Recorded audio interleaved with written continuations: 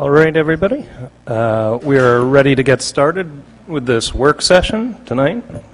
This is a work session of the South Kingstown Town Council in combination with the South Kingstown School Committee.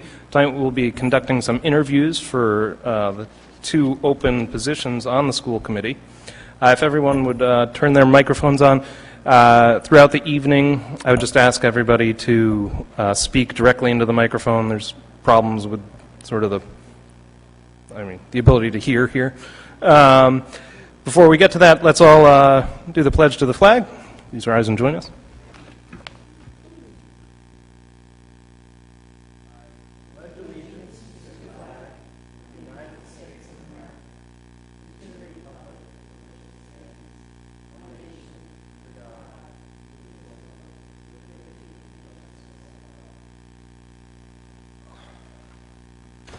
Thank you all.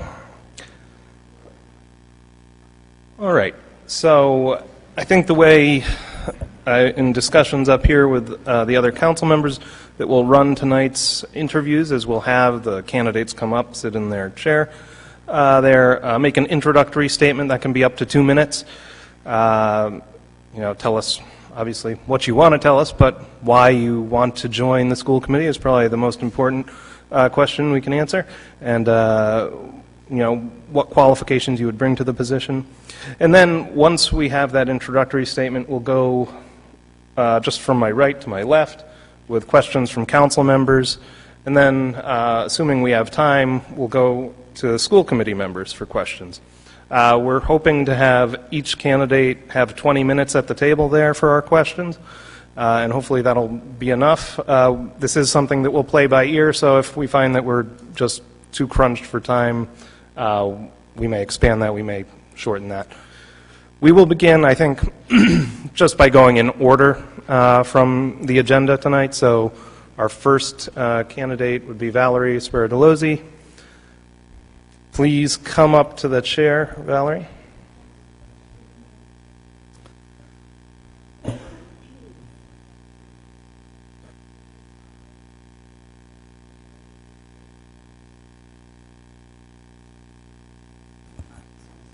Testing. Is that good?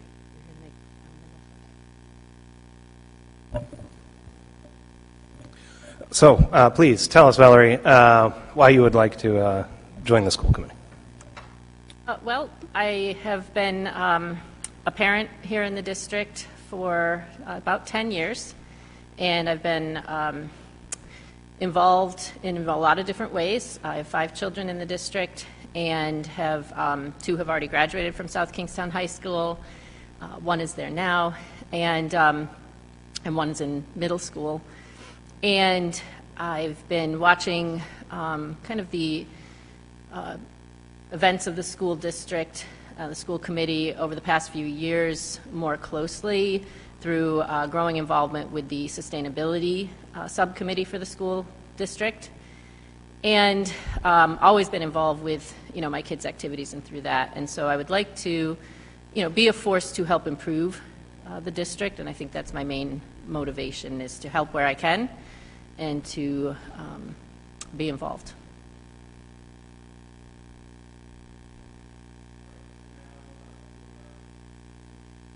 My mic off. To our questions, Councilwoman Bergner. Thank you, Abel. Should we call you Valerie, Val? Valerie's good. Okay. So Valerie, thanks for coming forward to apply. I just wanted to ask a very reasonable question. Given that you'll be part of the team that's hiring the new superintendent, what qualifications and qualities do you see as necessary for the person who will be our next superintendent? I think that the search for superintendent is critically important. It needs to involve, first of all, kind of casting a broad net and looking for applicants from a wide variety of backgrounds. We need to look for someone who can be helpful in unifying the district and respectful in representing diverse populations that are part of our district. Someone who obviously has good budgeting skills and is willing to think outside the box and has a proven track record for creative, collaborative problem solving, I think would be important. someone who has worked with both the teachers and the community to resolve problems and to come to unique plans that get more buy-in from large populations, I think, and from people who are different, because we have a lot of folks with strong opinions, and we need to find the commonalities among those.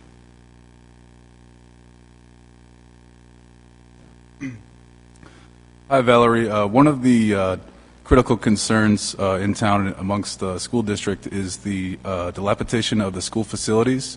Now, obviously, there was strong public concern with the last presented solution to improving the school facilities. What do you foresee as potential for something the town can get behind? And obviously, improved school facilities is something that's needed, and we would have to do it sometime within the reasonable near future to make sure we get state reimbursement. So can you just talk a little bit about what you foresee and how we can get a plan together somewhere in the near term to get the town behind it? I do think we need to move quickly and relaunch that planning process. I think that it has to involve closing some buildings somewhere, and I think therein lies the crux, because as soon as you want to close a building somewhere, there will be a certain population or group who is tied to that facility for whatever reasons. They live near it, they don't live near it. Their kids went there, their kids didn't go there. The historic nature of Columbia Street appeals to a lot of folks, the expense of it. And I think that what needs to occur is a lot of community engagement of the different groups, because not everyone who voted that plan down voted it down for the same reasons. There were many different reasons for people voting against. And so I think bringing the community in more deeply and addressing the concerns that are voiced specifically and talking to those folks personally, maybe not the school committee members themselves, but people among the planning group, wherever, need to do that and hear those concerns and acknowledge them and recognize them and come up with some sort of compromise or solution that addresses some of those concerns as much as possible. And I think that's going to be critical. I do think that the plan needs to include issues of redistricting, absolutely, and that they need to look at that forecast for the next 10 to 15 years of where the population of students are, and that needs to be a consideration, and what size building accommodates students at each level, the elementaries, the middle, and the high school, while making sure that all the different teaching needs, the sports needs, the extracurricular needs, the special programs needs are all met in whatever facilities are part of that master plan. So I think it needs to be relaunched fairly quickly and bring folks on board, particularly to address the concerns that there were with the previous plans. Thank you. I didn't have a strong opinion necessarily one way or another. I'm not tied to any one building or plan. I'm tied to this process of being collaborative, I think. Can you talk a little bit about your budget experience and specifically how that experience can help you offset the potential increase in expenses as it relates to debt service if a new improved facilities plan does go forward? My experience in budgeting comes from my position at the university, where I have had various research grants, where I've built budgets and put those in with grant proposals, done a lot of different grant writing, hiring graduate students and undergraduates to work on those projects, and being involved. I also teach a facilities planning class as part of my discipline and part of the curriculum that I teach. So I've had experience in that sense of understanding some of the construction issues, things like that. I also run a small business on the side where I plan large-scale events, so I have that experience as well. So I've worked with a lot of different money and Thank you. helped plan budgets. Thank you, Valerie, for considering, volunteering for this position. My question is in regards to the work that the school committee and the school administration has committed itself to in terms of anti-racist teaching curriculum. Would you look to continue that effort? How do you see that as part of your role there? I mean, I think it's clearly an issue, a national issue, a divisive issue that brings out a lot of strong feelings. And I think what's at the core and the root of it is that children, from a young age all the way up until their high school history and politics courses, need to be have that curriculum include respect for all persons, respect for differences, and that a more diverse group will always come up with a better solution. There's no doubt about that. And I've advocated for that as a woman in engineering for the past 25 some odd years, and gone through a lot of different diversity and equity training and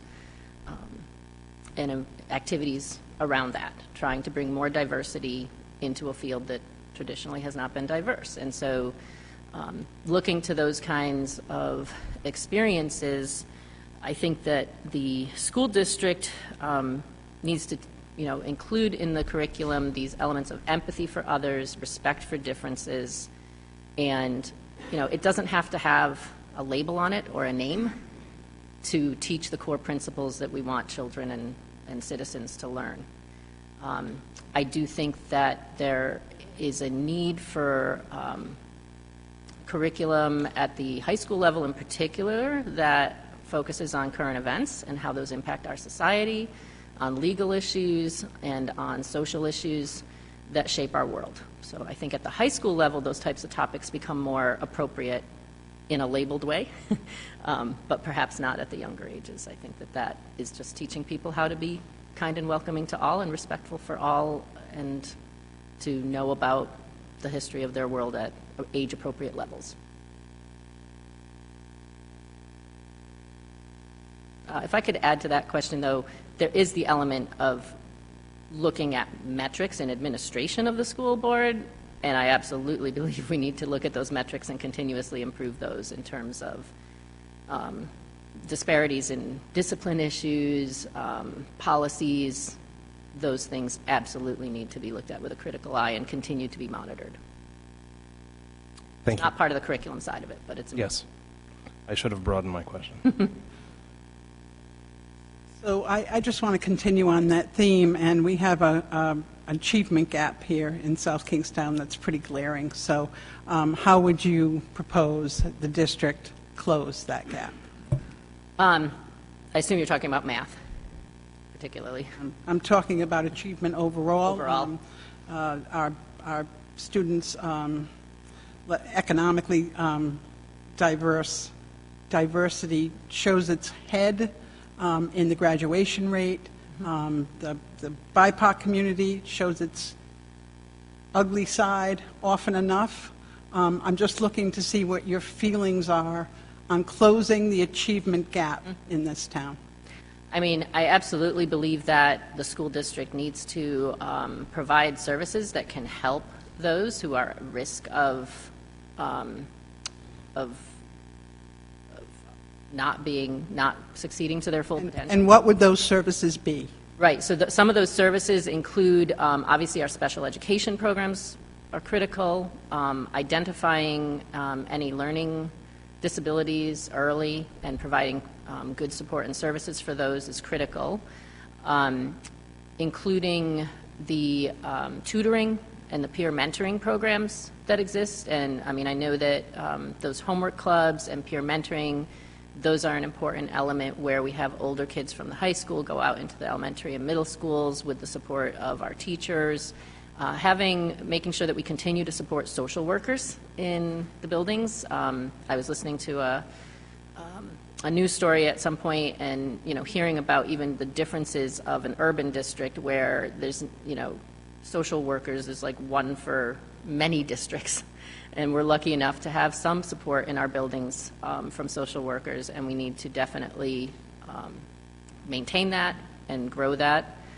I think that other things can be obviously through our curriculum and making sure that we choose curricular materials that do not add to that or hinder that, those gaps. Thank you. If I can just ask one clarifying question. When Councilman McEntee asked you about the school facilities. You said we have a need to go back. Are you advocating to return to stage one and then stage two and looking for another bond referendum? Can you clarify that for me? Well, I think, if I'm not mistaken, stage one is already approved still, and Would need to go back if we're going to, we need to start from scratch. So is that what you're, well, I mean, we have to do something, so yes. We have to do something. I thought that there was possibly an opportunity to not have to completely redo stage one, but we cannot reuse that stage one. And would you be looking for another bond referendum? I mean, I think we would have to, because there are some facilities upgrades that are absolutely needed, and I do think some buildings will probably have to get closed. Buildings, I'm not sure. Thank you. But I think that the town needs to weigh in on that broadly.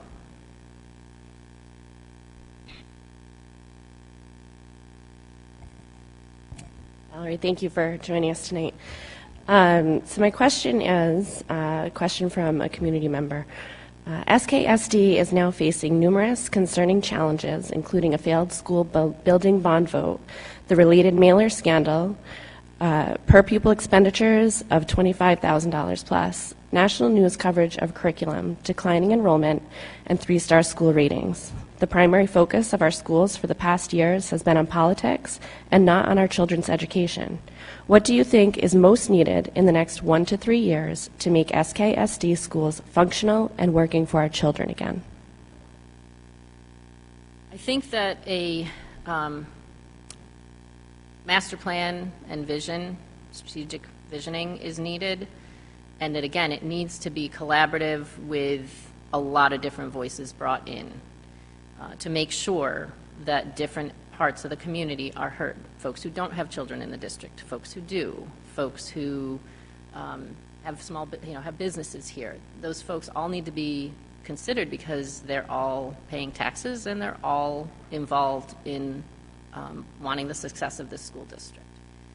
Part of that, I believe, needs to be a basic SWOT analysis: strengths, weaknesses, opportunities, and threats.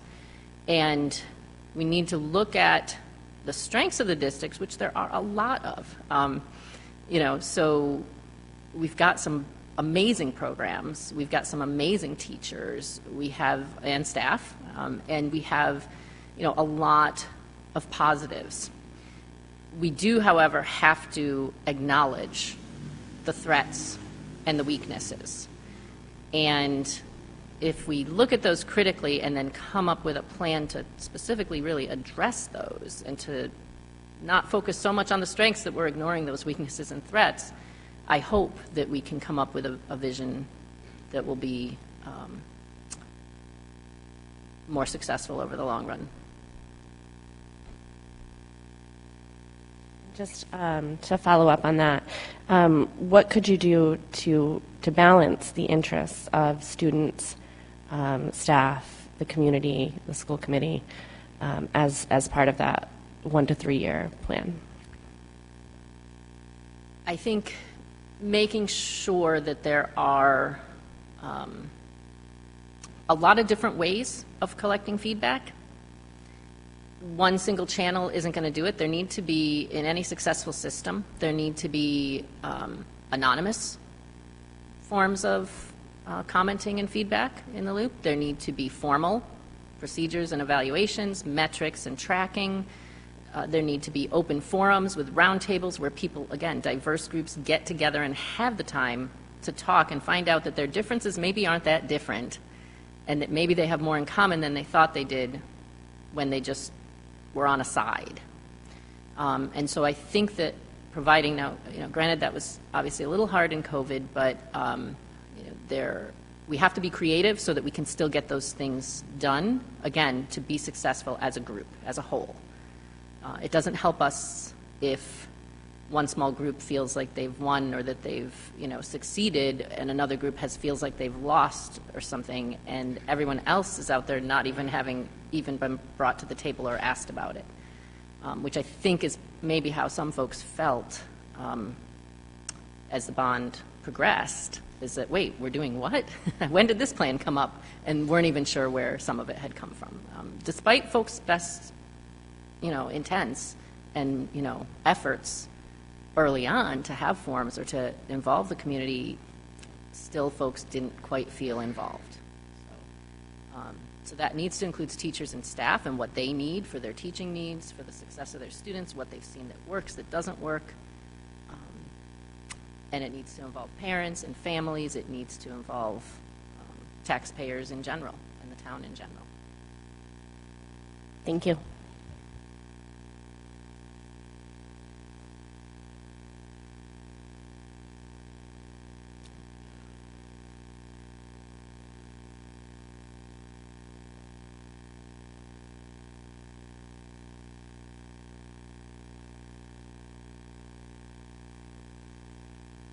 Thank you. So, someone had a question?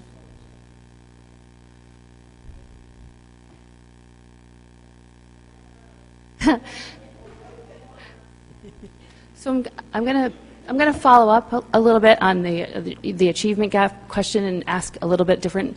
I guess I'm just sort of concerned that we have multiple kindergarten classes where we have a really small ratio of 1 to 10. I think there's maybe 4 classes across the district where the class size is 10, and some of those schools might be our higher socioeconomic students, and they're getting a teacher 1 to 10, and there are other schools in the district where the class size is maxed out at the high end at 23, and they're responsible for more than 23 students. So when we talk about achievement gap and trying to address the needs of all learners, do you have any thoughts about what we need to do to address that? Yeah, definitely. I mean, I think that falls into the redistricting issue for sure. Making sure that, if you look at the district map right now for South Kingstown, there's some areas of it that look like they were kind of splatter paint splotched. And so kind of trying to figure out the actual capacities of the various buildings and how we can, build school buildings that have more than 1 or 2 classes per grade, because right now there are some classes at some of the elementary schools that only have 1 classroom for that grade level, which means that teacher's on their own. There's no one to collaborate with, no one to share ideas with, share curricular materials with, and also the kids are with the same group of kids year after year, which if you don't like the kid sitting next to you might not actually be so great. And the teachers know this. They plan intentionally, how to form the best classes for the following year and who should go to which teacher. And so I think that some of those imbalances right now are not benefiting the kids over the long run. So I would definitely look at creative different ways of breaking up our grade levels and or neighborhoods, and that also pulls into the transportation planning aspect. So some of that should involve working with the transportation plan. And I agree with you. I think when you look at it like very objectively, that's the right thing to do, but that would be a very unpopular decision in the community. So my follow-up would be, do you have experience, working through a hard decision with a community of people, because we know it's probably the right thing to do. We all could probably say it needs to happen, but we know that the angst of parents and families and caregivers and supporters are going to come to us, and you're sitting at a table. So do you have any experience making hard decisions? Well, one of the things that's most important to portray to all families is we have excellent programs and teachers no matter which building they're in. And I think that message needs to be sung from the hilltops, because, the buildings are nice, but they need improvement. And what sets South Kingstown apart, though, is our faculty and staff. I do have experience with contentious, programs or changes. Part of what I teach involves change management and change in manufacturing settings, and also I have served on many different committees at the university, faculty senate, and hiring committees and other committees where hard choices had to be made and different programs had to be proposed, some of which were unpopular, and working with the different constituencies was critical through that process. And doing a lot of that work offline as well, assigning subcommittees and groups of folks to go out and, can you reach out to this group of folks? Can you reach out to this board or this neighborhood or this group of teachers or whoever and figure out what needs to happen to reach an acceptable collaborative solution? Everyone's not going to get their perfect vision of how the schools are arranged, because we could ask the 30,000 people in this town and we'd get 30,000 different plans, probably, so there won't be a plan that exactly matches what any one person has thought of. But can we do a better plan? I hope so, yes. Thank you, Valerie. I think we're going to move on to the next candidate now. I know we could probably ask every candidate here another couple hours worth of questions, but I appreciate all those answers, and thank you. Thank you. Next, we have David Middleton. That is a good question to ask each candidate, perhaps. All right, David, so you sort of saw the way it went. If you want to just have an opening statement, 2 minutes all on your own, tell us why you're here.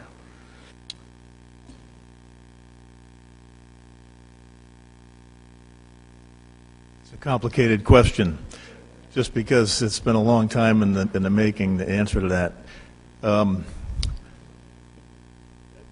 a product of the South Kingstown school system, K through 12, and I have 2 grandchildren that are about to enter the school system. But I think it's important to note that I'm a huge advocate for education.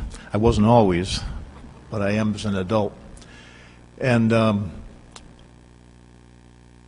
I think it's important. I think the school committee has primary objective should be to ensure that all the students in town have an opportunity for a high-quality education. And several months ago, I started looking online for ratings for the school systems, particularly interested in the South Kingston school system. And it wasn't very flattering for the school system. And that's what got me interested in it. And then this opportunity came along with some vacancies, and I decided to move forward with it. That's why I'm here.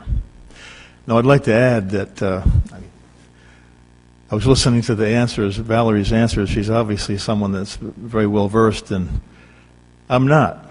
I'm an outsider. I'm an electrical engineer by training and career, but I'm a father of 4, and all 4 are college-educated kids. My wife and I are both college-educated. One of my daughters is a doctor, veterinarian, but that's still a doctor. And I'm just a huge advocate. Both me and my wife are huge advocates for education, quality education. That's why I'm here. Thank you. Fire away. Yeah, well, I think we'll start with Rory this time. Just do it. David, now if you're appointed, the school committee works with approximate $70 million budget, makes up about 70% of the town's overall budget. Can you talk about your specific experience with budgeting, working with income statements, and how your experience there can help control any tax increases, making them minimal, so that way the taxpayer is not, overwhelmed as time goes by against inflation and that compounded? I can approach that question. My experience as an engineer, it started out as a design engineer, and I migrated into program management. I always worked in the private sector. I never worked for a government entity, except as a subcontractor. And as such, I worked, a lot of my work was proposing technical projects multi-million-dollar technical projects ranging in the low $100 million range. And then, proposing and, actually selling the job, writing the specifications, getting the right people in place to execute the job, program management, and monitoring the performance, monitoring and tracking performance along the way, and controlling costs. We used to use a system called CPM, Critical Path Method, for controlling programs. Any big program, we would set this up, and basically it's a critical path. What has to happen here, what has to happen there in order for the next thing to happen. What's in the critical path. And that's quite antiquated now, but they have all sorts of automated software for doing this. But I have a lot of experience, administrative experience. I had, at one point in my career, I had as many as 250 people under me, not direct reports, but in the chain of command, and managing big projects. I'm not answering your question about how we're going to reduce taxes, but I do know how to approach a major project in terms of budgeting it and controlling costs and schedule. That's as close as I can come to answering your question. I'm sorry. Thank you. David, it seems like you have some good leadership experience leading businesses and overseeing employees. Can you talk about what you would like to see in a new superintendent and how you believe what you can do with your leadership experience that can hold the superintendent accountable to the school committee? Sure. The first thing I want to do is read the job description for my own edification. And the second thing we ought to do is hire a search firm. I mean, it's an important job. And part of the direction for the search firm should say, don't bring us people that don't have a track record of success. We need to steal somebody good. I don't know anything about how to do that, but hopefully a search firm does, and we can evaluate what they bring to the table. I think it would be very important to not so much be concerned with how much it's going to cost as it is to get a top-notch person with a track record of success and can provide a plan for what they plan to do in this school district. Did that answer your question? Yes, David, thank you. Thank you. Thank you, David, for coming forward tonight.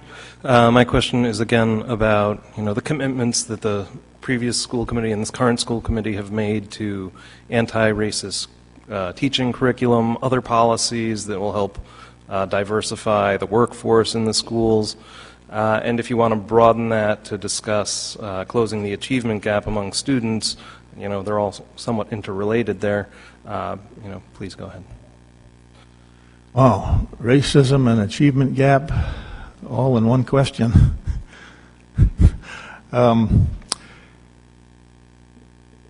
Critical race theory is much in the news these days, and I confess I don't know everything there is to know about it. But is that what we're talking about as far as what's being implemented? I would say that that's a buzzword that's all over the media. I wouldn't worry about it because we're not teaching critical race theory here in schools. But the schools have, over the past couple years, really made an investment in reaching out to the community, creating a BIPOC task force, which has made policy recommendations for how the schools can become more inclusive. I think one of the driving forces behind that is because we've seen a very distressing achievement gap between students of color and the rest of the student population. So would that be a priority for you to continue to see that work be done? Certainly. I can address that. Because when I was in K through 12, I didn't want to be there. I was a failure as a student. It wasn't due to lack of ability, it was due to lack of interest. Now there could be other causes. Mine was just lack of interest. If there's a bad environment that someone's living in or lack of role models. I had certainly had a good environment and good role models, and that didn't help me. But I think you know, if, what I'm saying is that, I forgot what I'm saying. My experience was that I fell through the cracks.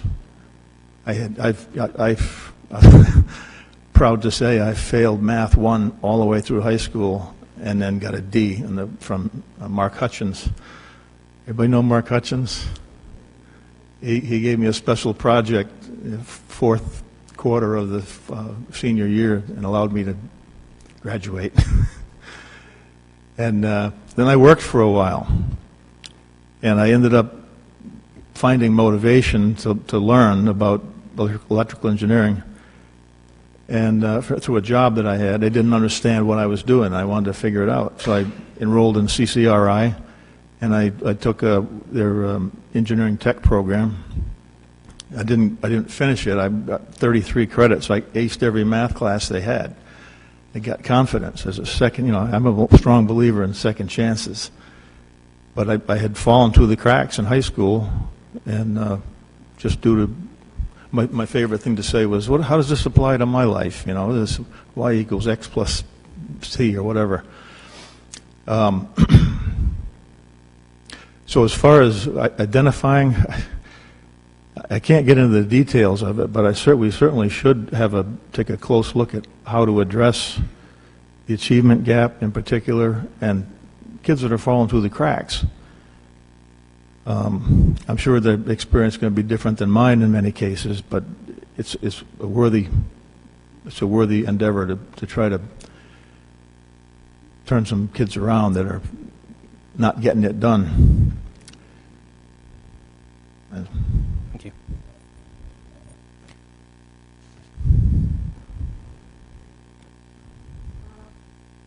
So this COVID-19 thing is rearing its ugly head again, right? Yeah. And mask wearing has become a point of contention in school districts. Would you, as a school committee member, be willing to embrace the Rhode Island Department of Health recommendations on mask wearing in schools, or would you believe that each school district would know better than what was best for their district? How would you address that? Terminology question. District, we're talking about the overall school. South Kingstown. Would Yeah, South okay. Kingstown, would you, as a South Yeah. Kingstown This- school committee member, advocate for South Kingstown to make its own decision? Or would you embrace the Rhode Island Department of Health is really the crux? Well, not lovingly, but if it's necessary, I mean, if it's, I don't know. I think you hear so many conflicting stories about everything to do with COVID. It hit us by surprise, and we started off not knowing anything. To answer your question about masks, I would be slow to go down that road, just because, I mean, I think, well, let's see, I'm getting mixed up with, being locked up at home or wearing a mask. I think it'd be better to wear a mask and be in school than to be locked up at home and working on a computer. I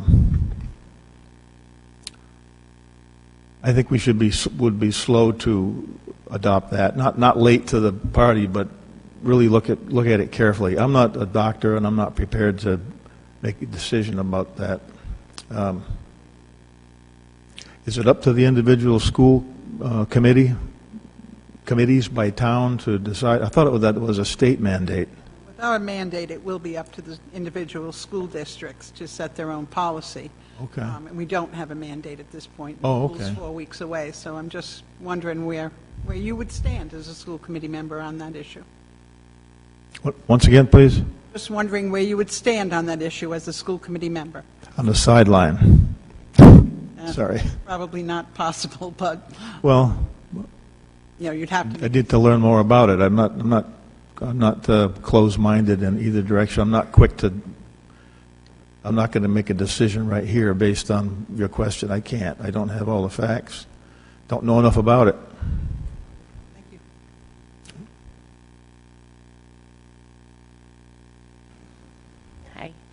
Hi. So my question is kind of two parts. The first, are you aware and have you read the South Kingstown School Committee bylaws and code of ethics. I'm sorry, I'm having a little bit trouble hearing you. Sorry. Are you aware of and have you read the South Kingstown School Committee bylaws and code of ethics? And what do you see as the role of a school committee member? Yes, I have read all the documents that I was provided with, went online and downloaded them.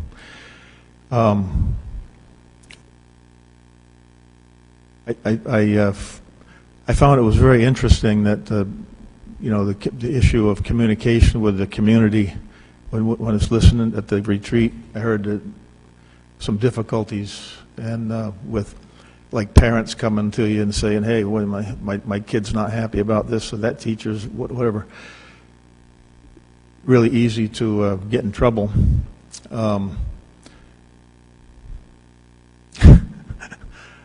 I lost my train of thought. What would I do as a school committee member? What do you see as the role of a school committee member? Oh, well, setting policy for the school system. Isn't that correct? Policy and providing funding, or at least proposing funding? I guess the superintendent of school would be the one that proposed the budget, and the school committee would have to get behind that. I'm not sure exactly how that works, but the role of the school committee is to set policy for the school system, right? Is that the extent of it? Somebody help me out here. I'm an outsider. I don't know.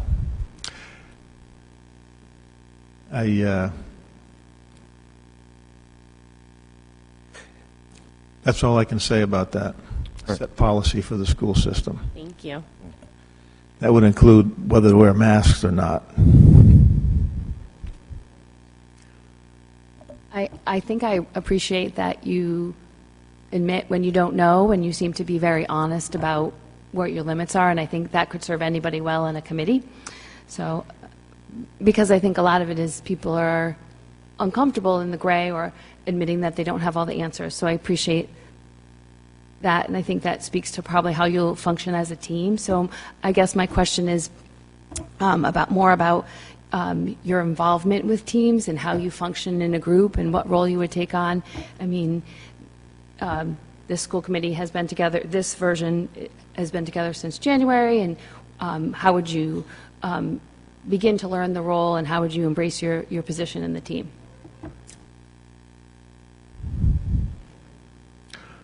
Well,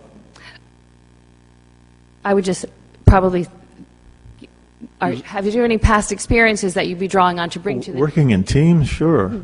I've from my whole life, everybody has to work in teams. At least everybody I know works in teams. I had some of the best experiences I've had was working in a small team of engineers working on a very difficult project with no money and no time to get it done. And, being supportive of each other and really digging in and coming out the other end being proud of each other. You know what I mean? That's some of the best experiences I ever had was working in small teams, a small team of, I think, 5 or 6 people. You got to be able to do that to get things done, especially on a school committee or a town council, for that matter. Indeed. Rory, did you have one final question? Any question for Kate? I don't have a question for you. I just appreciate your candor. And as Ms. Bergner said, when you aren't sure, you say you aren't sure instead of making something up. And I think that's important when you sit in a position of, in this case, you'd be appointed, but as an elected chair, a seat, that it's very important to not give a definitive answer if you don't have all the information in front of you, and wait until you do have the information in front of you. So I just wanted to let you know that I appreciate your answers personally. You let me off the hook. Thank you. I just have one more question. You didn't embrace your K through 12 learning in South Kingstown. Did your children go to school in South Kingstown? No. I worked most of my career in Connecticut, and so they all went to public school there. And obviously, they were successful because you said you have a child that's a doctor. So Yeah, came through. dragging them, kicking and screaming through it, you know. And did you not, I don't know, I guess my question is, so you didn't have a positive experience in education until later, but your children obviously did. So how did you help them embrace that education when they were young? How did you overcome your own? That's a good question, and it just dawned on me. My wife is huge into athletics, and all 4 of my kids did 3 sports each every year that they were in school. And that gave them a connection and, you know, people. I think that had a profound effect. They had gymnastics and skating and basketball, soccer, you name it, everything, football. And that involved us in that community as well. You know, all of our friends had kids in the school system. Our kids had friends, and we became friends with their parents, you know, so it was a pretty tight community. But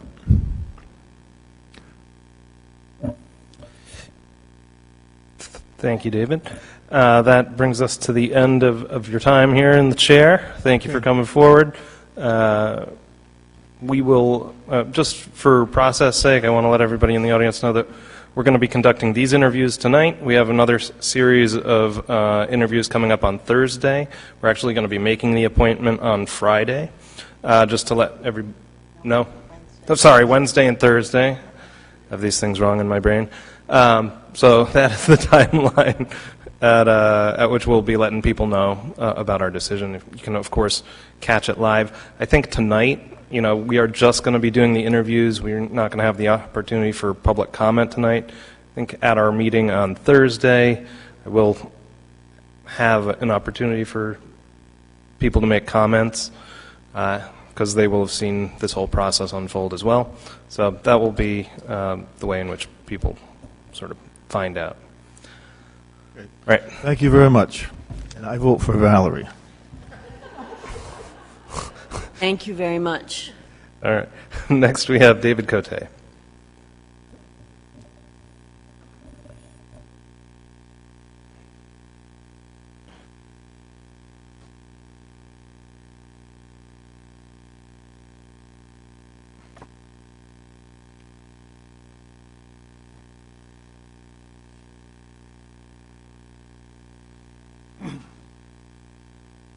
Welcome, David. My name is David Cote, and I live at 31 Wild Rose Court, South Kingstown, Rhode Island. Thank you, Town Council and School Committee, for affording me the opportunity to interview for a position on the School Committee. I applied for this position with experience as a former South Kingstown School Committee member from 2002 to 2004. I have an MBA in finance and over 30 years of private industry experience in the high technology field. In the South Kingstown community, I've been a Peacedale parent volunteer, volunteer coach, South County YMCA, and Habitat for Humanity board member, and more. If appointed to the school committee, I will provide diversity and balance to achieve the highest outcomes for the SK school committee, town council, students, teachers, administrator, and community. Specifically, I will add a new community voice and perspective to the school committee to explore initiatives that are often difficult topics in our community, such as the school bond. Checks and balances must return to our school committee, providing parents the knowledge that respectful and fair debate of all sides of the issue will take place with the school committee. I believe we need to concentrate on the parents knowing that the SK school system has their child's best interests at heart, whatever their interests may be, through academic transparency. Thank you. Thank you, David. I guess I'll go with the first question here. So you've probably heard me ask the previous two candidates. The previous school committee, this current school committee, the administration have really made commitments to addressing racism, fostering anti-racist curriculum, potential policies coming before the school committee soon about adopting that to try and get a more diverse workforce, you name it. Is that going to continue to be a priority in your mind for the school committee?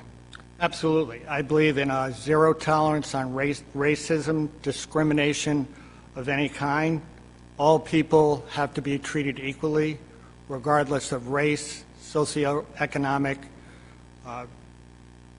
aspects, the preferences, or whether they're college-bound, trade-bound, special ed.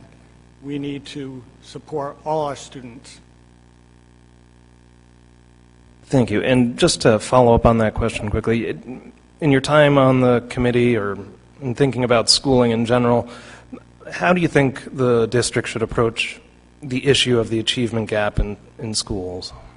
I think the most important thing for the school committee at this point forward is a superintendent. As a matter of fact, I was at a South Kingstown School Committee 101, and we were talking about the communication, so I put together a diagram where you have, you see that, I could pass that around.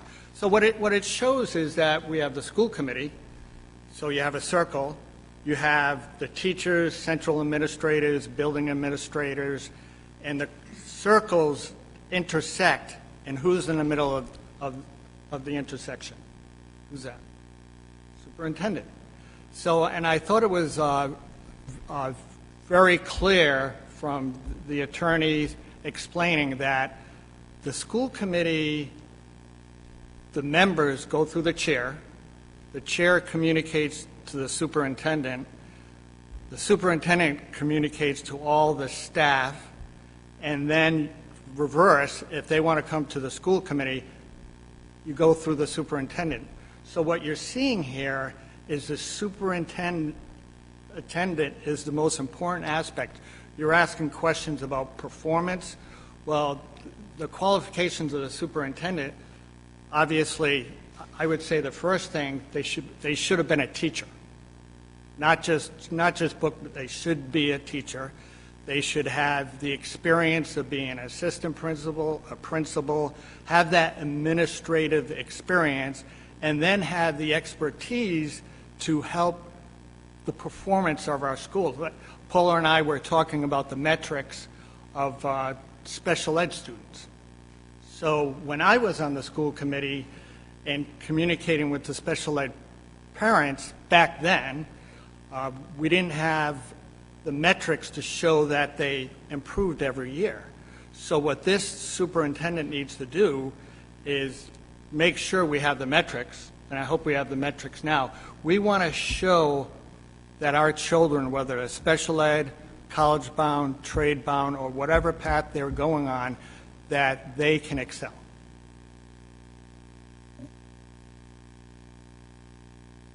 So just following up on that answer, I can hear that the superintendent search is very much a priority Yes. for you. What other two priorities would you put at the top of your list, and how would you achieve those? Well, as a matter of fact, I have a diagram. So I've been doing some research, and everything I do is data-driven. So I also have a background. I'm a project management professional, PMP, so I bring a professionalism to managing all aspects of the school committee to help with the budgeting process, to balance expenses, income. And what this shows is in 2000 we had, and we can validate the data because I want to validate it, but in 2000 we had, at the peak, we had 4,400 students. It's projected by the New England School Development Council, NESDEC, that in 2028, we're probably going to have about half that. So what we have to do is review that data and determine, like, facilities, what are we going to do with facilities? And I don't have a decision on whether we should even close a school or not. But this data, the data that I have, that I received from the New England Development and the budgeting, you have to look at the data, and when you look at the data, it will provide you the answers. And there's another aspect, but I'll let you ask another question. No, I'm just going to ask for clarification, I guess. So the priority would be as a school. The priority is education. So what do we have to do to support the education? We have buildings, we have teachers, we have curriculum. So the priority is to educate our children at the highest levels. So you were saying that we're a 3-star. I don't know what star we are. Are we 3-star or whatever star we are? We want to improve. And for instance, our neighboring school in East Greenwich, they're a blue ribbon school. We should be able to be a blue ribbon school. That's a tough certification. Barrington has it. So what do we do? And I believe when we bring in this superintendent who has the ability, that knows the curriculum, knows education, that's the most important decision for us right now, short term.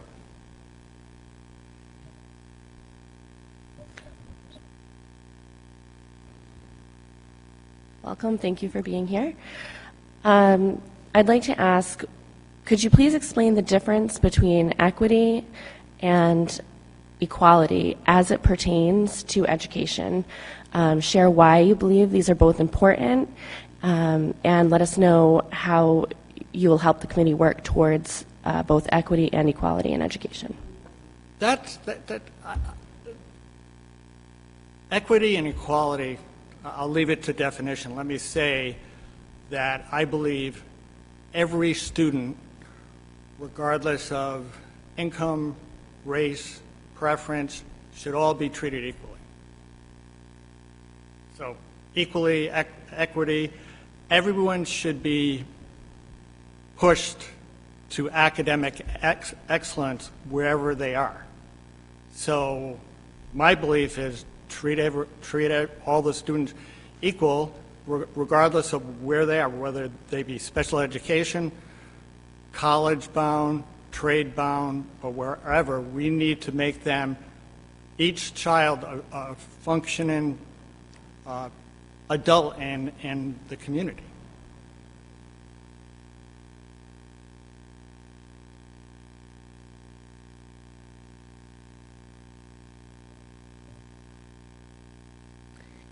I feel like I just want to go back a little bit to what Jess Rose was saying, if I could. So some people would say, and I'll just use myself as an example because I'm a white person, that I'm starting the game already like on second or third base when there are other students, for whatever reason, don't have that advantage.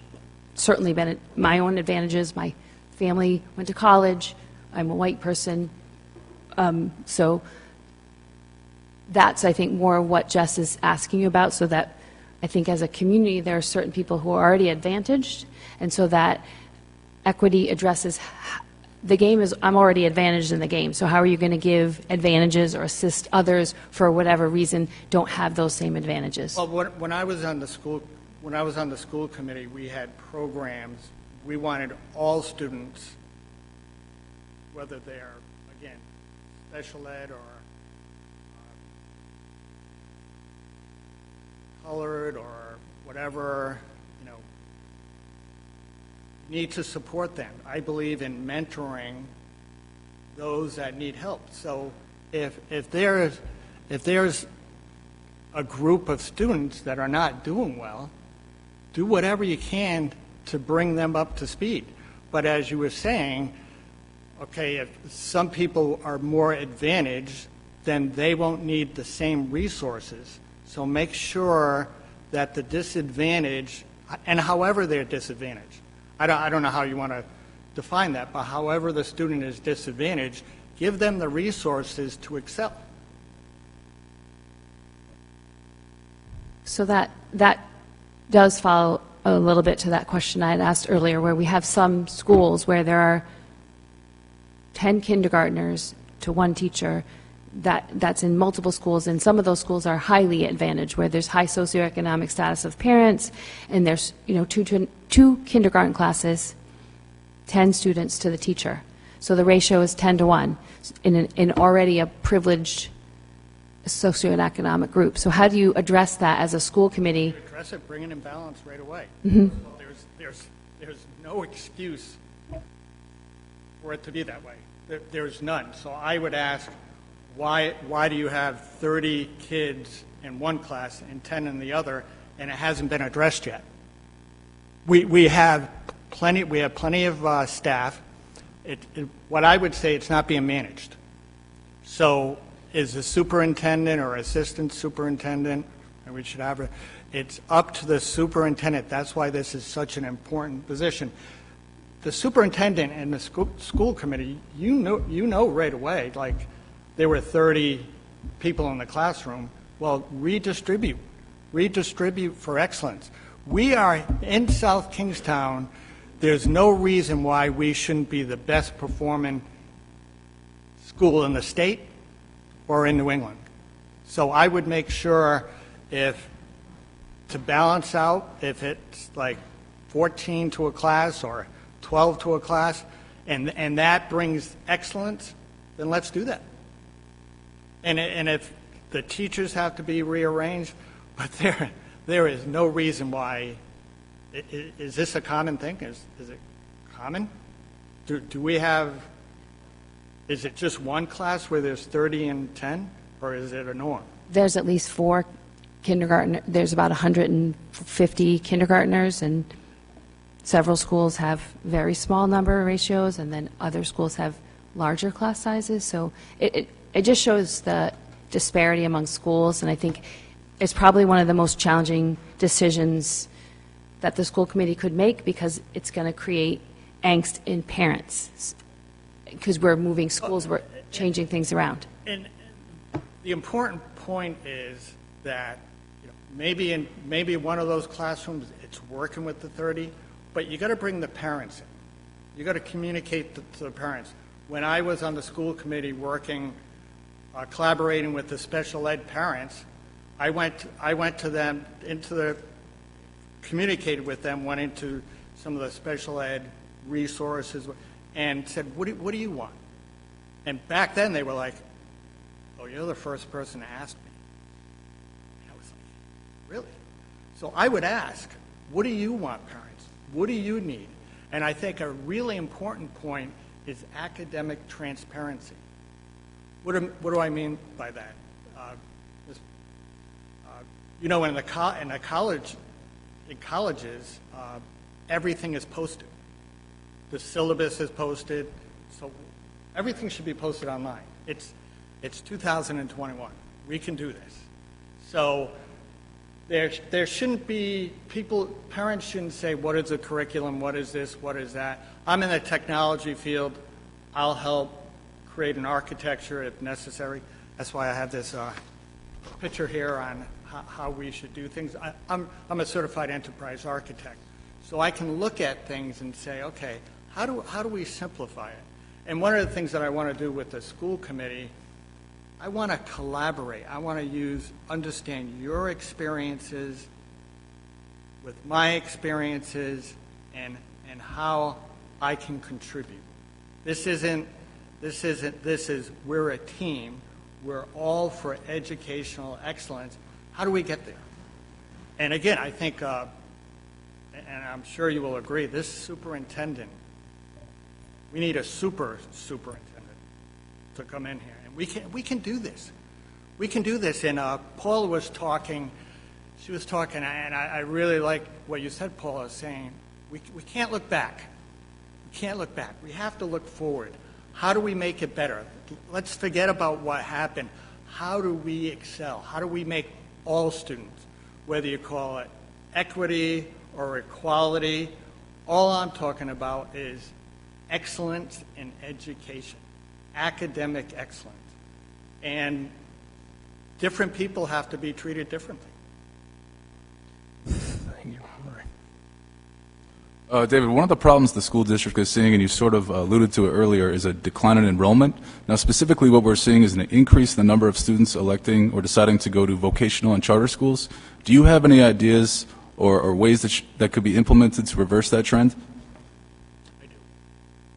Can you elaborate on that? I believe part of why I think people are, one of the root causes of why people are leaving, athletics and extracurricular activities are really important. Our fields, I believe if we build up our fields, like a lot of people will leave and go to private school because of the athletic environment. So I think part of it, as you saw with, we needed a school bond, you saw the high school, so I think some parents, they're looking at that high school saying, this is not good.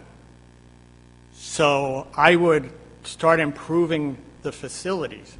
I believe there's enough money, but as you were saying, Rory, the budgeting, as with my background at MBA in finance, the budgeting required to taking the income, what you have, comparing it to the expenses and your school plans, your events, where the money is going. We have to improve the facilities. Even something simple, when you go to a restaurant, you want nice facilities, and you'll go there. So I think South Kingstown needs to improve the facilities. And the high school definitely needs some work. And unless we do that, Rory, pretty quickly, and maybe we can collaborate, how do we start improving the facilities so people want to stay here? And on the other end, which I keep saying, academic excellence. If we're 3-star and East Greenwich is 5-star, then everyone's going to want to go to the 5-star.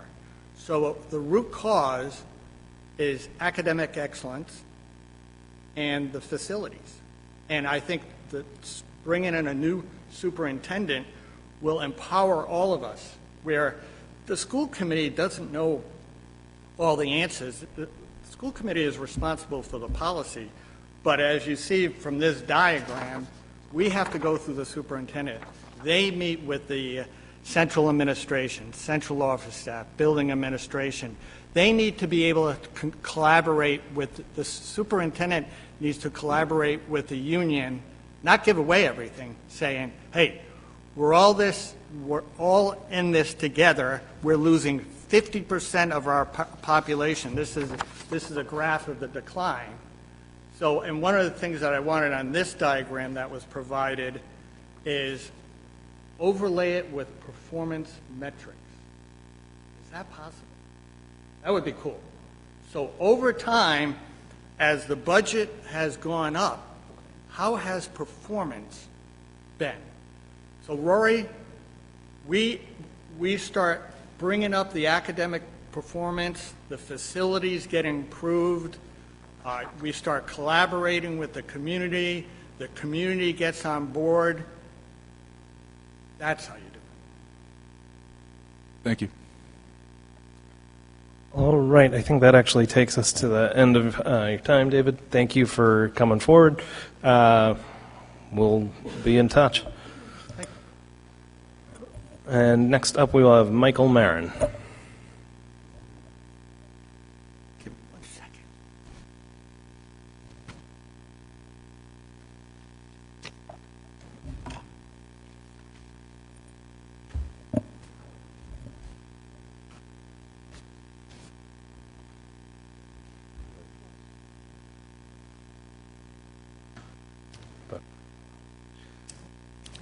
So, Michael, you've sort of seen the way it's gone. An opening statement. Very briefly, my name is Michael Marin. I'm an attorney. I've lived in town for over 30 years, if you count Roy Carpenter's Beach back to when I was basically born. I was motivated to put my name in when the vacancies came up because, while we may not want to go backwards, the recent controversies involved in the school department, and particularly in the bond issue, were very divisive in town. It seemed like it was your own side of the other. Excuse me. Can you speak into the microphone? I'm having trouble hearing you. Sorry. Is that better? Okay. the major factor that was a concern for me was the discussions and the results on the bond issue recently. And by way of comparison, it was not unsimilar to the situation that we had 15 years ago when we were still operating under the financial town meeting. And I was part of the Charter Review Commission that changed us over to the current budget process. And back then, the issue was the divisiveness of the FTM and neighbors screaming at neighbors. And what I was hoping was, by putting my name forward, that if I can bring something different to the discussion to try and bring the town back together. There are a number of issues that are very important and need to be dealt with very quickly. I'll have to agree with the earlier candidates. The biggest single thing that the school committee is going to be facing is hiring a new superintendent, and it is the most important thing that they're going to have to do, because everything else is going to flow from that. We need a very strong leader. In terms of one of the questions earlier to a candidate was, what qualifications do you want to see in a superintendent? Hopefully I would like to see somebody who has come up through the ranks, not necessarily in this school system, but has been a teacher, has been an administrator, and especially has been a superintendent. I know the current fad is for job applications to list preferred qualifications in addition to what's absolutely required. A preferred qualification would be somebody that has a good knowledge of South Kingstown, not just the school department, but the town itself and its culture. We need to have confidence that whatever the facilities plan is, that there has been open communication, that there has been disclosures, there has been a process that people can watch and is transparent, so that builds the confidence. And we have to do that fairly quickly. I was given the opportunity to attend the school committee's retreat last week, and you have a team. There are 5 people there. There are going to be 2 others, whoever you pick. All of them kicking in a whole lot of their time. I didn't hear anything from anybody there that day, including council, that didn't suggest we have all the tools there to operate this system efficiently for the best interest of the children.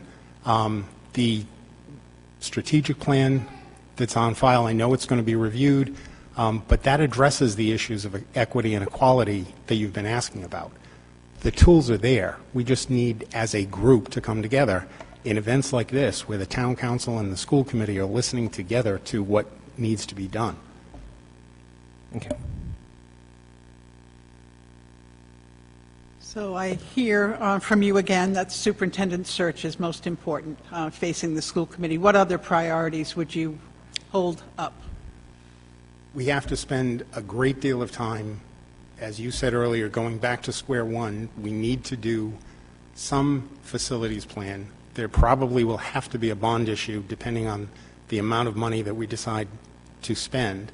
Part of the concern, frankly, that I heard around town with the earlier bond issue was the level of funding, that it was going to tie up a lot of the available bonding for the town.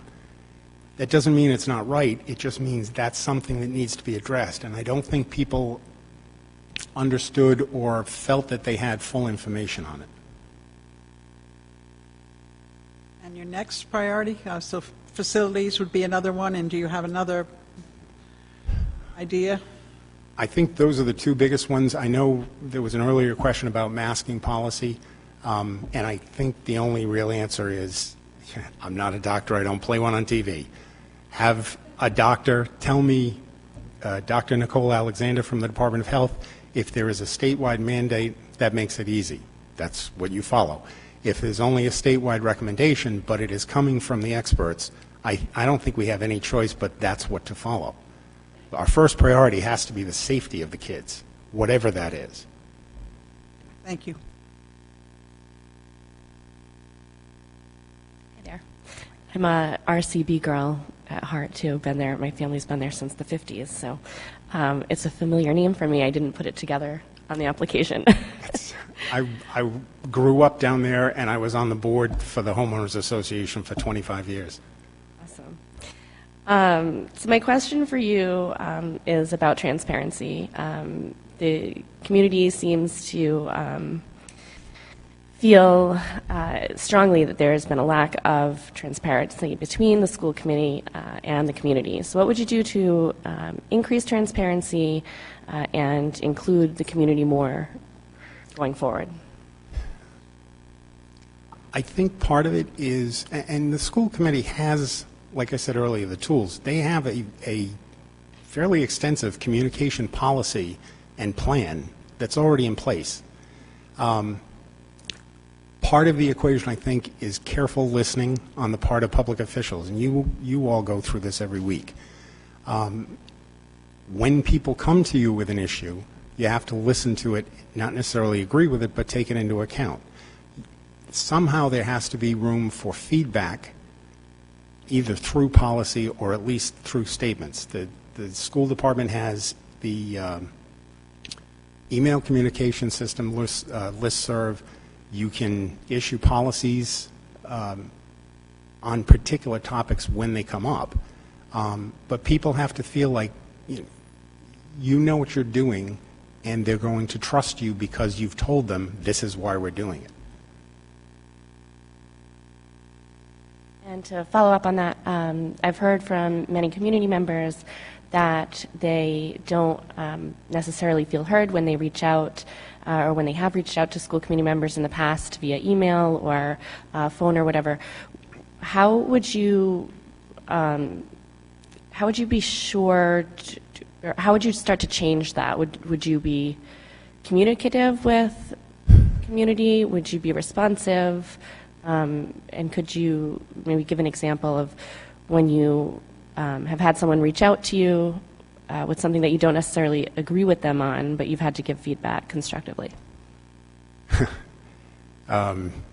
Communicating constructively, as an attorney, I have to deal with clients all the time and tell them, you may want this, but you can't have it, and this is why. And part of it is having had a relationship with the client that they understand and trust your qualifications, your experience, and hopefully their experience with you in prior situations, that you understand what their interests are, what their best interests are, and why a particular course of action is good or not good for them. And, sometimes what's legal and what's not legal. In terms of responding individually as a school committee member to an email that a parent sends in, that's not my role. It's certainly my role to bring it to the rest of the school committee and the superintendent, but that's what you pay a superintendent and staff for.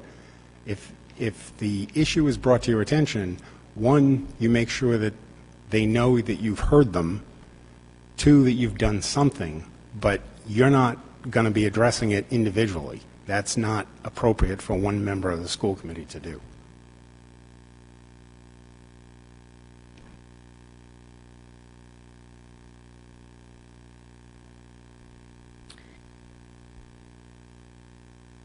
I was looking at this question, and he's sort of gotten through most of it.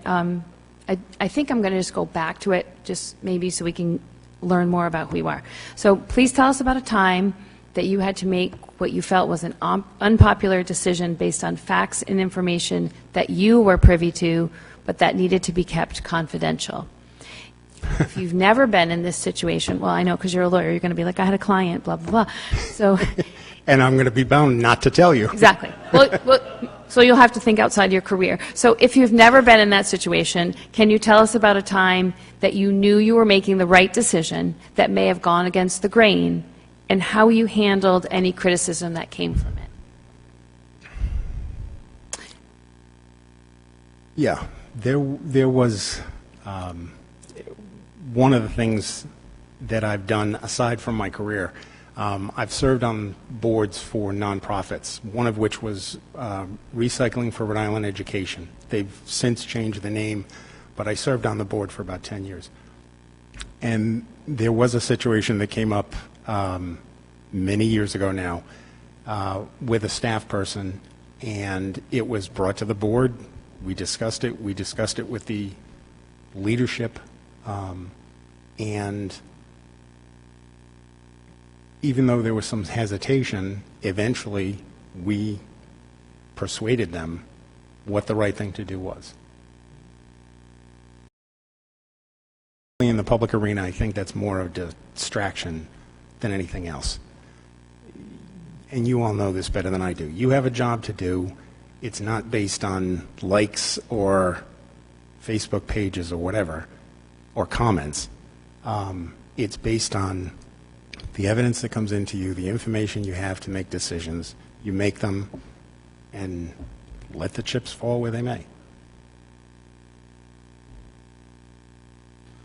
Michael, you appear to have extensive experience as a practicing attorney in various aspects of the law, some to name here, labor law, environmental law. Can you talk about your experiences and why you believe that would help you serve as a good member on the school committee? Sure. And when you were all discussing it last week, Councilwoman Kelso had mentioned one of the categories being resume type. I actually have resumes for you if you'd like them.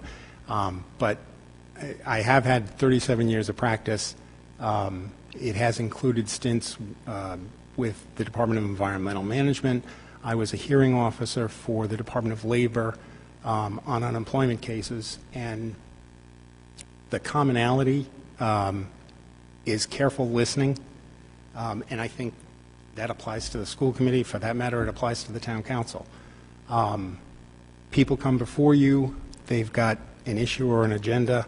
Your job is to listen, sift through the information, because particularly in that arena, you have adversaries, two different sides to a story, and you have to sift through that, apply the law, apply the regulations as it finds you, and issue a decision.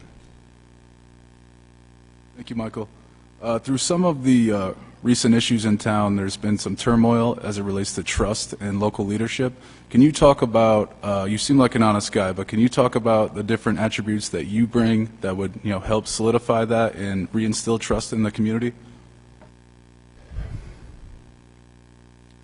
I don't think you can turn a switch and say, okay, the public is going to trust you on this.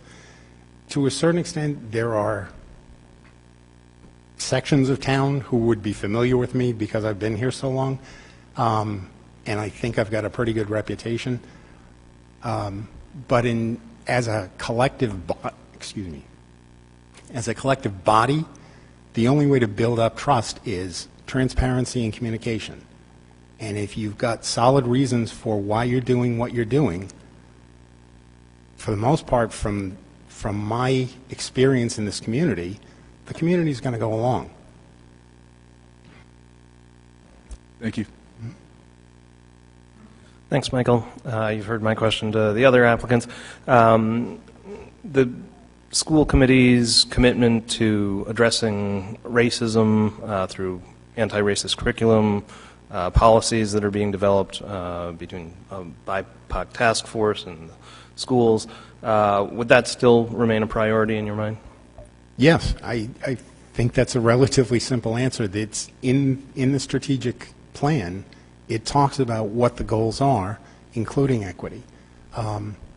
It makes sense to me. I can't imagine why there would be any change in that priority. And this is also a very complex and sort of multi-layered issue. It goes back to what Councilwoman Bergner was talking about before with respect to teacher class size, too. That's also a part of equity. And it's not necessarily who you're looking at, but as far as I know, every educational researcher will tell you the lower teacher-student ratio you have, the better outcome you're going to have in the long run. And it is part of the school committee's job to make sure that we get as close to that as we can, that every student who comes into the system has an equal opportunity to be taught that way. Thank you. question. Jess, I don't think you've had a chance to ask a sort of second question, if you want to go now, if you have one. You're good? Rory, I think you were next. Okay. Questions down from school committee? Kate? So one of the things that we talked about in our retreat, and I think you were there for it, was the amount of time. So this particular, I find their questions really interesting because the seat is only like a year and 3 months. So y'all put a lot of pressure on the other candidates. I'm just curious as to like time commitments and things of that nature because we are like this week alone, I think we have 3 meetings. So there's going to be a lot of time commitment, and I'm just curious how you handle that. I have a fair amount of flexibility because I run my own shop, basically, so I can juggle things. And that's fine. I assume that this is a big time commitment. I didn't frivolously put my name in. There is time for one more question, if you'd like. Did I see one on your lips? No. Just quickly, so you are a labor attorney?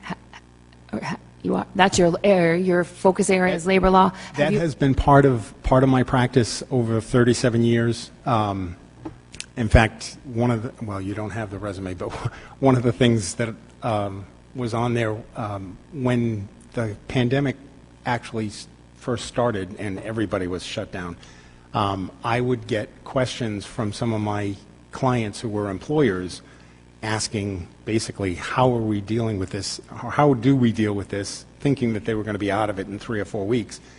And they kept asking me about contact tracing and what the responsibility of an employer was, and I had no idea. So what I did was I took a certification course at Johns Hopkins University and got certified in contact tracing just so I'd understand it better for my clients. And I also did some volunteer work through the Chamber of Commerce did webinars for employers while we were shut down and coming out, and I served on a couple of panels with them trying to answer questions in employment law. Have you ever represented a labor union, or are you typically representing clients? Both. Both sides? You've been on both sides? Okay. All right, very good, Michael. You made it through the gauntlet. Thank you for coming forward, volunteering. Our next applicant is Stephen Mooney.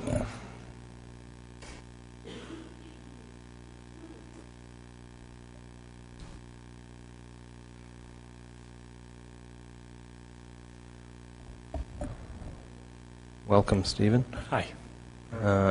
So you've probably seen what everybody else has been doing. If you feel like...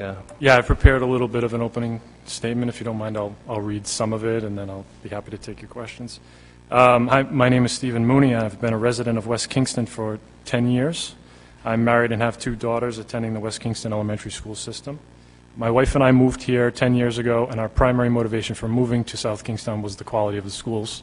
We knew that it was a great place for our future children and where we wanted to be, and I'm here today to ensure, or help ensure, if you would appoint me, that that becomes a reality. Some quick background about me. I'm originally from East Providence and attended K through 12 in East Providence School District. I graduated from UMass Dartmouth in 2004 with a computer engineering degree. Shortly after, I worked with GTEC, now IGT, in the state. I've been born and raised here and worked here for 40 years. My primary expertise is in software engineering and software engineering management. In 2018, I won the Rhode Island 40 Under 40 Award for my professional accomplishments and the Rhode Island Tech 10 Generation Award in the years leading up to that in 2018. I employ currently and lead a very diverse workforce, global workforce. I have dozens of engineers from many countries throughout the world and states in the United States, countries including India, Mexico, China, Chile, Argentina, Poland. You get the picture. Very diverse group. I hire, mentor, and lead all of those folks. It's a great team.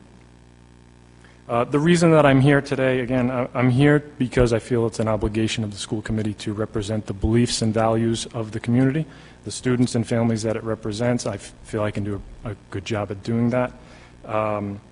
I come to you with good skills for open and honest communication, both receiving and encouraging public opinion, understanding the importance of being transparent with issues, and that's paramount to ensuring the relationship between the school committee and the families and students that they represent. I have I've had the benefit of hearing some of the questions that you've asked, so I'm going to quickly go through if that's okay. I have a few primary skills that I can offer to the committee that I believe can be of a great help. I manage people for a living in a high-performance and high-pressure environment every day. The first would be that people management. I've interviewed and hired dozens of industry professionals from all over the world and promoted and led other managers as well that led other people. I've been trained in effective communication and taken a lot of formal training in those areas. I'm very experienced in setting and managing expectations for the best performance possible of everyone, using an engaging management style. I'm not a tyrant or micromanager or anything like that. I greatly enjoy understanding what makes people tick, including all of you on the committee and you on the council as well, and getting the best out of everyone collectively so we can achieve our goals. That's really what drives me as a leader.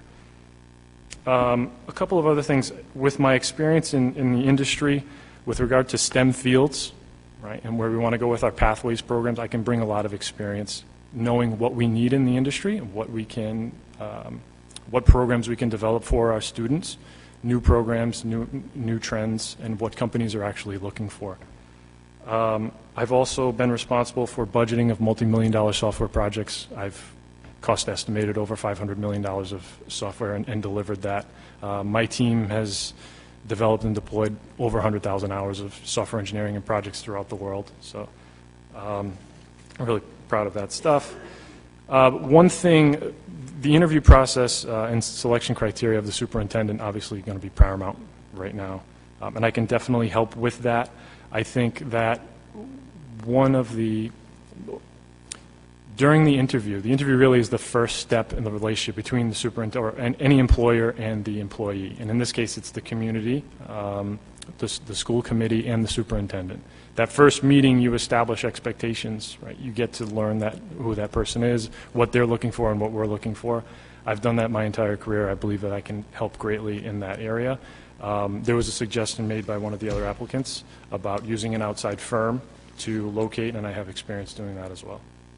So I'll stop there. I know that was a mouthful, but I wanted to get as much of it in as possible. Thank you. And actually, I have a closing statement, if you wouldn't mind.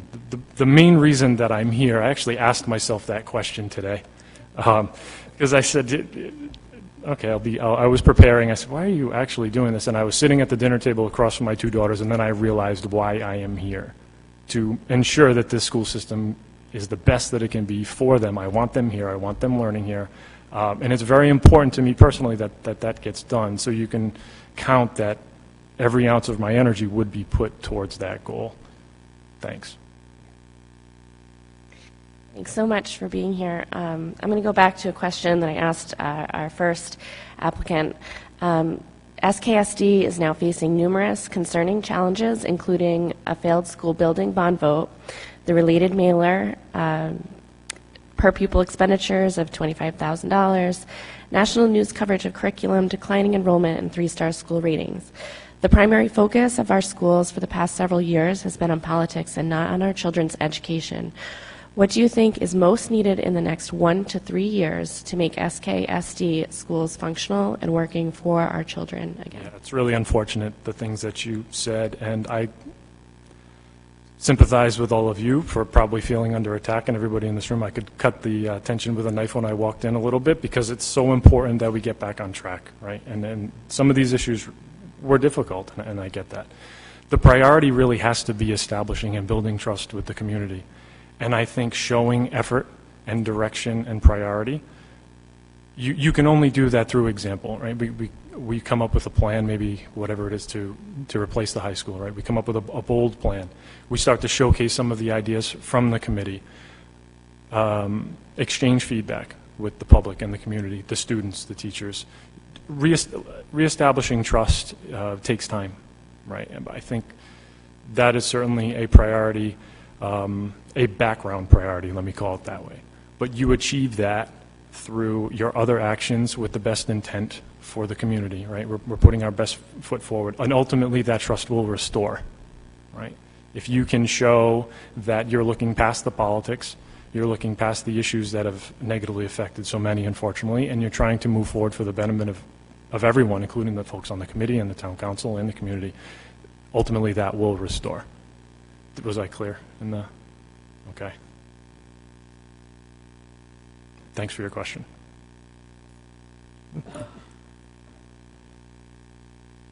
I appreciate that you're an engineer, because you probably like break things a little bit and then you rebuild them and fix things, and it's probably like who you are. So just what's your, I guess, what's your takeaway?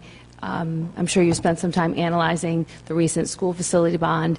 You know, we had incredible turnout for a special election, and we also had really an unexpected but overwhelming defeat. You know, nearly 75% of the voters voted against it, when, you know, we live in a very educationally supportive community. We live with URI professors, and, you know, it's deep, rich education love. So how do you break that down? What's your takeaway from that? So have we found out why? Why was it such a stunning defeat? That's the question. So Yeah, have you thought about it? I mean, I did, and I was really surprised that it was defeated, actually. After talking with some people, I think that some said it wasn't enough, that they were looking for something more. There could be something to that. I think solving that problem and coming up with a new plan starts with getting a little more public opinion on why that failed. I thought it was a good plan, but then when I stepped back, I realized that the high school really becomes the cornerstone of the community, right? So maybe people were looking for a little bit more than just what they saw, and maybe they're looking for brand new facilities. Maybe they're looking for, I think it's a tough one, but you need more information on why. More public opinion, that's all. The vote stands for itself, right? So now we need to figure out why so we can correct, yeah. Or else we'll just have the same result. On Right. the next vote, yep. okay. So I don't know why. Stephen, to build off that question, can you talk about your private sector experience and how that can benefit you in crafting a new facilities plan that can be met with good specifications on a tight timeline and that can ensure that we get maximum reimbursement from the state? Yeah, so I do not have experience in facilities, but my professional experience is with cost estimating major, probably year-long software projects and executions a year in advance of that executing. So I look at what's our current rates for employment, how long will it take, what the risk is, and how much that risk may cost as well if things go wrong, and evaluating and establishing a risk budget, because things always go wrong. They never go according to plan. Looking at the rate of labor, I think, is where my professional would relate in, but also the timelines and managing how many people you'll need to carry for how long and how that adds up. I'm no stranger to big numbers, for sure. I'm no expert, though, in building a building, but certainly evaluating a plan and looking at the execution, the overall execution plan, designed from the top to bottom, and how much would cost. Very, very well versed in that. Yep. Thank you, Stephen. Can you talk a little bit about your experience in the private sector as it relates to setting policies and managing personnel, and how that can directly relate to you being a successful school committee member? Managing what aspect of, if I could? So sorry to ask you for. So let me rephrase that question for you. Can you talk about your private sector experience as it relates to setting policies within an organization and also managing personnel, and how those can directly relate to being a successful school committee member? Sure. So I'm certainly not human resources in my professional, and a lot of those policies that both myself and my employees follow are handed down to us from human resources. However, there are certain policies that I would give to my employees, such as let's call it hotline response, and the expectations that I set with those employees on when they're available to work and when they're not. Time off, flexible work schedules. I establish all of those boundaries with the employee and manage to those expectations as best I can.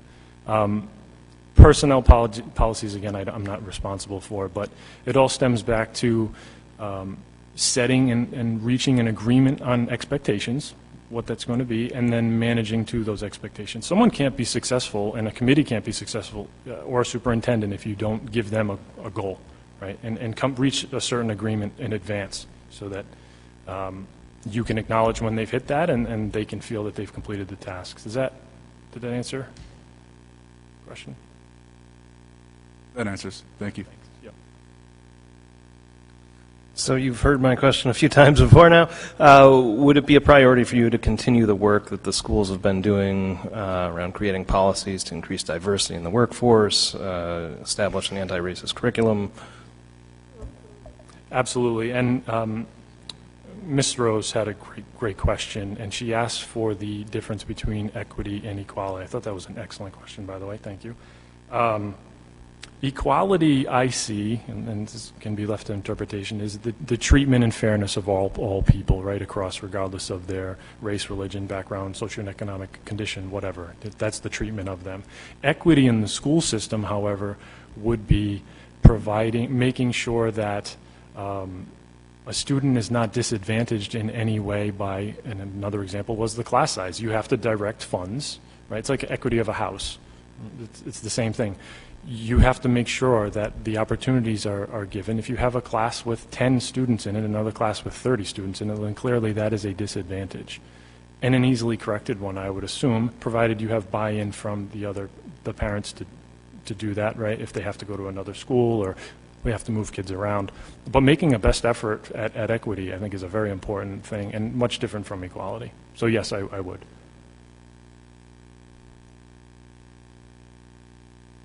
Hi, so you have 2 students at West Kingston? Yeah. Are they enrolled in the DLI program? My oldest is going into 3rd grade, and my youngest is starting kindergarten, and yes, they are. And why did you choose that for them, and what do you see as the future of that program?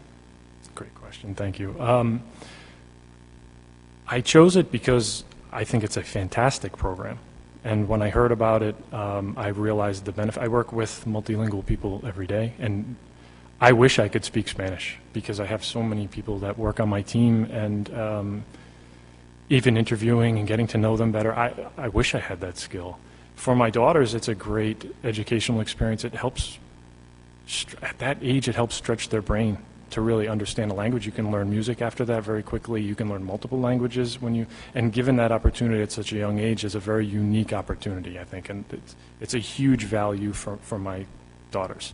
What do I think the future?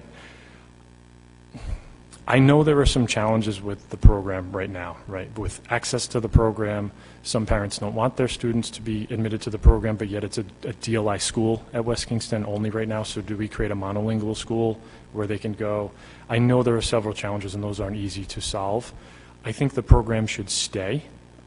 Whether we could capitalize even on increased enrollment from that program, I don't know. I wouldn't let the challenges detract from the value that it provides, because it's immense, and a lot of parents like that as well, and the students do too, and they excel with it. I also know that it's probably not for every student, right, and how do we determine that? That's a tough one, but I see it staying. And I wish I could ask you for your opinion as well. Something.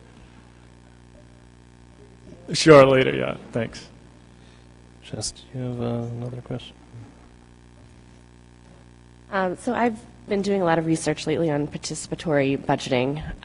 What are your thoughts on including a group of high school students in the visioning and planning process as we look forward to facilities changes? That's a great idea. And in fact, before I came to the meeting, I had a discussion with one of those high school students, and she had rave reviews about the educational experience, and her classes are full, and she enjoys the experience. All her friends do as well.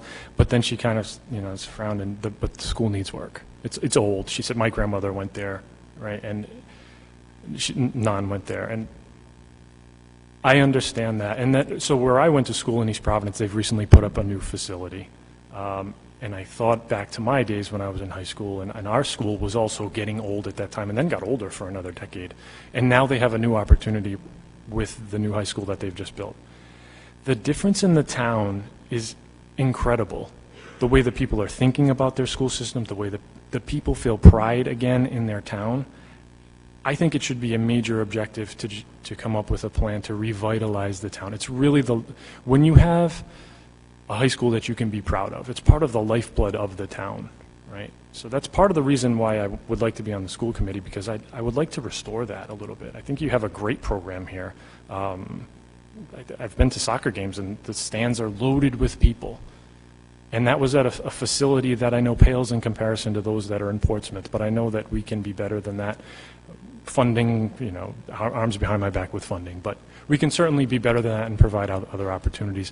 To answer your question a little more precise, I think that's vital. Get some feedback from your teacher, from your students. They're important. They experience it, and they'll probably pull in some of the other experiences from going to these other facilities, right? And how they feel a little bit, wow, look at this place. Like, I can't believe this. We should have something like this. And that's what she told me today. Thanks for your question.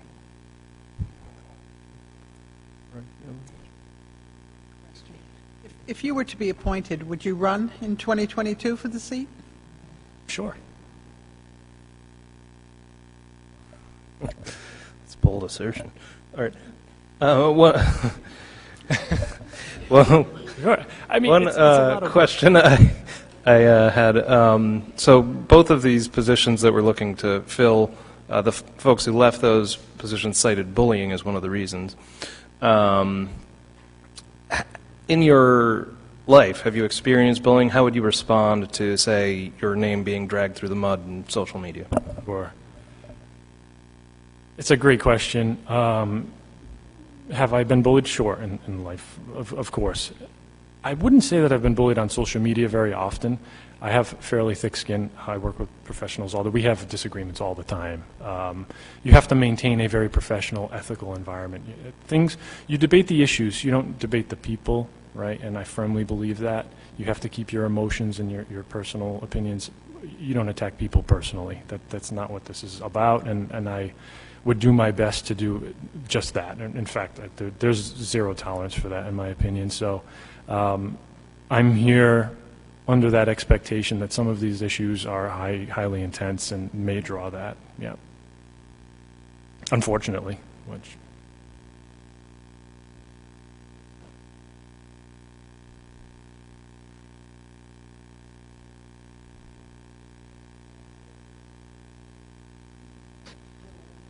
I'm just going to go back to the time question, because I was like you, working in corporate America, global manager, people all around the world, hundreds of people that were responsible for, and my phone was always going off. So for the next 6 months, 8 months, 12 months, that's going to be a tough balance, especially you have 2 kids at home. I'm just curious as how you foresee yourself managing that. Over the 20 years I've been at IGT and GTech, my time management skills, I'm always working. I can balance anything. Even if I'm not here, even if I'm traveling in different time zones, so that's not an issue for me. I'll make the time, for sure. It's important. Can I just follow up? How often do you travel? Not lately. Well, in general, so say, let's pretend things go back to quasi-normal. What does travel look like? Because Zoom isn't an option for us anymore, so we have to have our people at the table. So in my earlier years in my career as an engineer, I would travel to customer sites for delivery all the time in different countries. I don't do that anymore in my current position as a manager of managers and other engineers. Once in a while, I'll travel the United States to a different location, but it's fairly rare and only for a few days, maybe once a year, tops. Yeah, it used to be a lot more. Very good. Well, that actually takes us to the end of your time. Thank you, Stephen. And that's the end of our interviews for tonight. We'll look forward to seeing everyone again on Wednesday. Have that right in my head now. 7 o'clock, same time, same place. We will see you then. And thank you for, being here to witness this. This is really a new way of making these appointments here in town. I think hopefully it's an improvement over the past process. And thank you, school committee members, for being here. And, if you have feedback after these interviews, please do, send that to us.